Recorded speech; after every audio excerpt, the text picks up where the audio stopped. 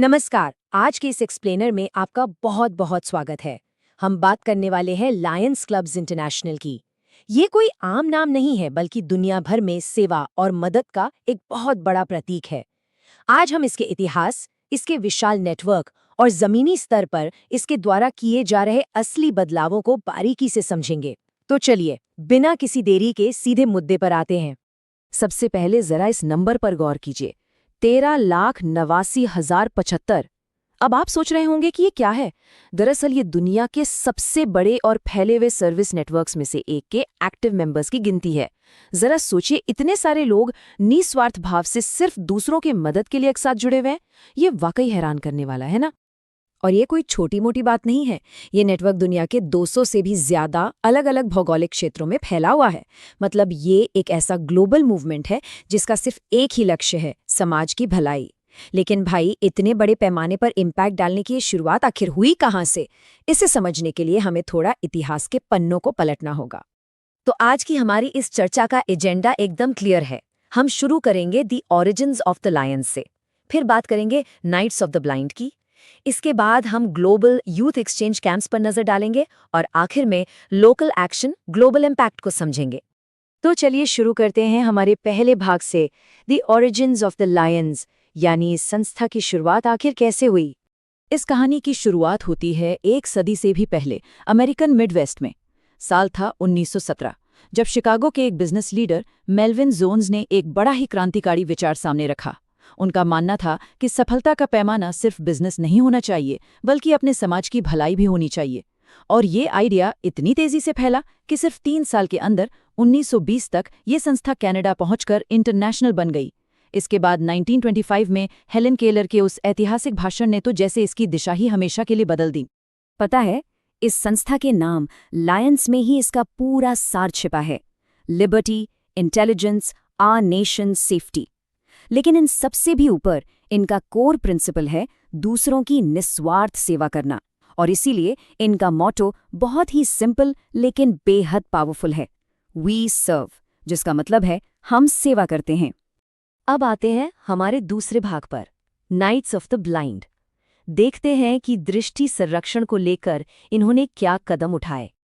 जैसा कि मैंने पहले बताया, 1925 के सीडर पॉइंट कन्वेंशन में इतिहास की सबसे प्रेरणादायक हस्तियों में से एक हेलेन केलर ने लायंस के मेंबर्स को एक सीधा चैलेंज दिया।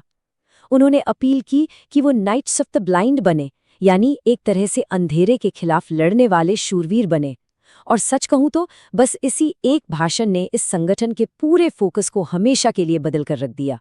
हेलेन केलर के उस अपील का जवाब लायंस ने बहुत ही जबरदस्त तरीके से दिया।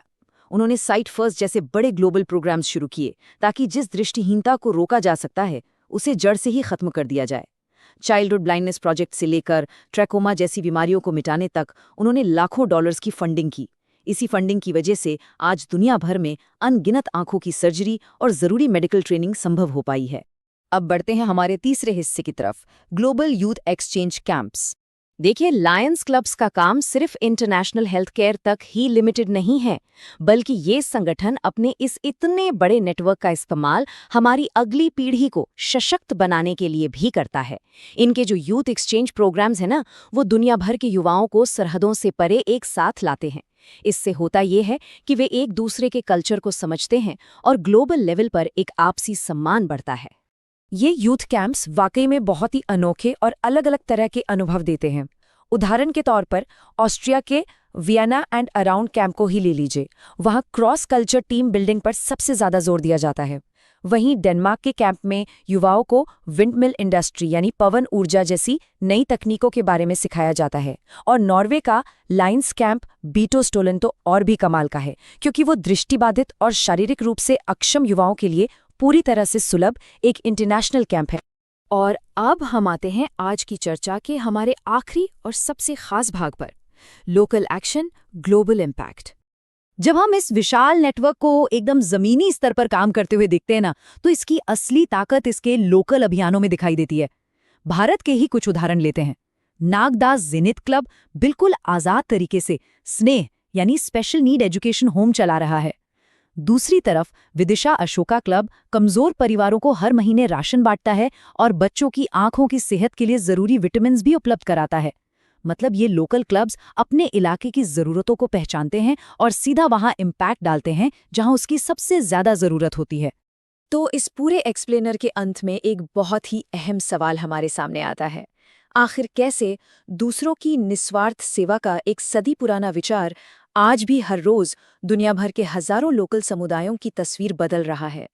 ये वाकई सोचने पर मजबूर करता है कि जब आम लोग एक व्यवस्थित तरीके से अपने समाज की भलाई के लिए साथ आते हैं, तो उनका ये सामूहिक प्रयास दुनिया में कितना बड़ा और स्थायी बदलाव ला सकता है। आज के इस एक्सप्लेनर में हमारे साथ जुड़ने के लिए आपका बहुत बहुत धन्यवाद।